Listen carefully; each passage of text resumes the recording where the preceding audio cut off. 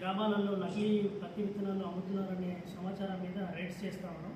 అందులో భాగంగా ఈరోజు మార్నింగ్ 7 గంటలకి కొమరవెల్లి గ్రామంలో గజ్జల సూర్యకాంత్ అనే అతని ఇంటి దగ్గర మేము చెక్ చేసినప్పుడు మాకు సుమారు 175 కిలోల నకిలీ పత్తి విత్తనాలు దొరకడం జరిగింది.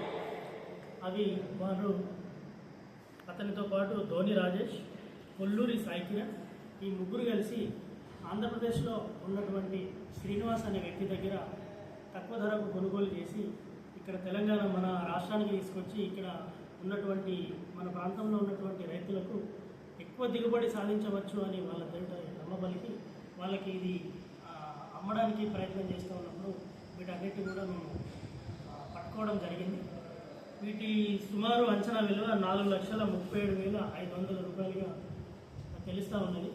సో ఈ సందర్భంగా ఈ టీంలో